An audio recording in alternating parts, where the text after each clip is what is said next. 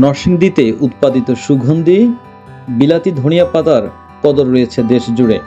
কম পরিশ্রম ও অল্প পুঁজিতে অধিক লাভজনক হওয়ায় দিন দিন বাড়ছে এর চাষাবাদও। এই অঞ্চলের উৎপাদিত বিলাতি ধনিয়া পাতা সরবরাহ হচ্ছে দেশের বিভিন্ন জেলায়। গুণগত মান ভালো হওয়ায় রপ্তানি হচ্ছে মধ্যপ্রাচ্য সহ বিশ্বের বিভিন্ন রাষ্ট্রেও।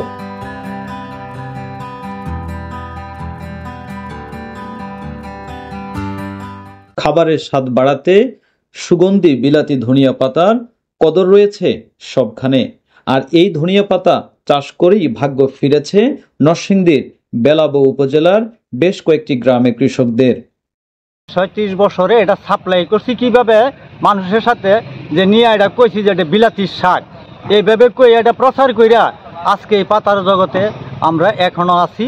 এখন বিভিন্ন ধরনের বাজার আছে, বাজারে বিক্রি করছি। এখন আমরা বটেশ্বর বাজার, বড় বাজার, এই বাজারে বিক্রি করি। এখানে পাইকার আছে, পাইকার এসে বিভিন্ন জায়গাতে এটা সেল করে নিতেছে।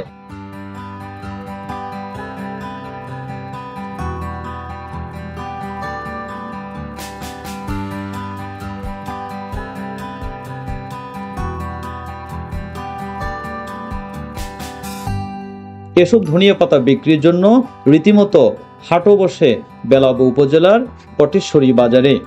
প্রতিদিন সকাল ৬টা থেকে বিকেল ৫টা পর্যন্ত এই হাটে বেচা কেনা হয় প্রায় অর্ধ কোটি টাকার বিলাতি ধনিয়া পাতা।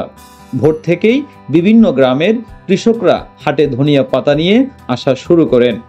এরপর ব্যাপারীরা পাতাগুলোকে আকার বেঁধে ৭০ থেকে ৮০ টাকা কেজি ধরে কিনে নেয়। পরে পাতাগুলোকে পানি দিয়ে ধুয়ে পরিষ্কার করে বস্তায় ভরে বিক্রি করে দেশের বিভিন্ন পাইকারদের কাছে।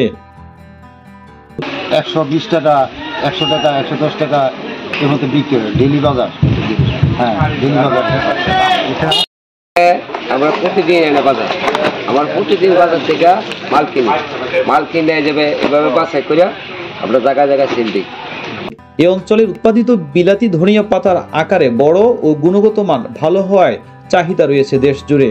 প্রতিদিন ঢাকা, সিলেট, নারায়ণগঞ্জ, হবিগঞ্জ থেকে পাইকাররা এসে বটেশ্বরী বাজার থেকে এসব ধনিয়া পাতা কিনে নিয়ে যায়। এছাড়া এখানকার ধনিয়া পাতা রপ্তানি করা হয় সিঙ্গাপুর, দুবাই, মালয়েশিয়া, সৌদি আরব সহ বিশ্বের বিভিন্ন দেশে।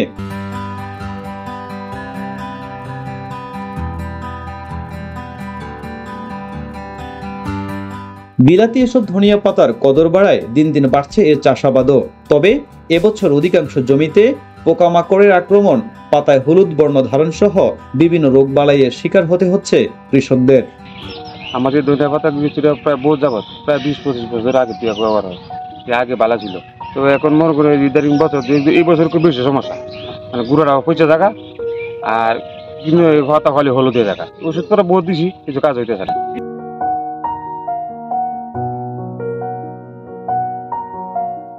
এদিকে কৃষি বিভাগ বলছে অতিবৃষ্টির কারণে জমিতে পানি জমে এমনটা হতে পারে। সুগন্ধি এই ধনিয়া পাতার আবাদ বাড়াতে কৃষকদের সব ধরনের পরামর্শ ও সহযোগিতার কথা জানান নরসিংদী জেলা কৃষি সম্প্রসারণ অধিদপ্তরের ভারপ্রাপ্ত উপপরিচালক মোহাম্মদ আব্দুল হাই। আপনারা জানেন নরসিংদীর এগ্রিকালচারটা টোটালি কমার্শিয়াল। নরসিংদীতে আমাদের বিলাতি ধনিয়াটা বাণিজ্যিকভাবেই চাষাবাদ করে আসছে। নরসিংদীর প্রচুর লেবু বাগান আছে এবং এই লেবু বাগানগুলির মধ্যেই কিন্তু এই ধনিয়া পাতার আবাদটা বেশি হয়। এবছর আপনারা জানেন যে আমাদের বৃষ্টি হচ্ছে বেশি। ধনিয়া পাতা কিন্তু আসলে রোগ পোকামাকড়ের আক্রমণ খুব কম, কিন্তু এবছর প্রচুর বৃষ্টিপাত হওয়ার কারণে দেখা গেছে যে এটার মধ্যে কিছুটা ফাঙ্গাল ইনফেকশন আছে। এই ফাঙ্গাল ইনফেকশনের কারণে আপনার দেখা যাচ্ছে যে গাছটা হলুদ হয়ে যাচ্ছে, তারপরে পাতায় কিছু স্পট করতেছে। তো এইটার জন্য সর্বোত্তম পরিচর্যা হচ্ছে আপনার পানিটাকে নিষ্কাশন করে দিতে হবে দ্রুত। ২৪ ঘন্টার মধ্যে যদি পানি নিষ্কাশন করা যায় তাহলে এটা আপনি ঠিক হয়ে যাবে। এবং এর সাথে আপনার ফাঙ্গিসাইড, আমরা যেটাকে ছত্রাকনাশক বলি, ছত্রাকনাশক আপনার ৩ বার স্প্রে করতে হবে। এটা প্রথমবার স্প্রে করার ৫ দিন পর, তার ৫ দিন পর, এটা করলেই এটা আপনার চলে যাবে। এটা তেমন কোনো বড় সমস্যা না। সুগন্ধি পাতার আবাদও রপ্তানি বাড়াতে পারলে দেশের অর্থকরী ফসলের মাঝে নতুন এক দুয়ার উন্মোচন হবে বলে আশা করছেন কৃষকরা।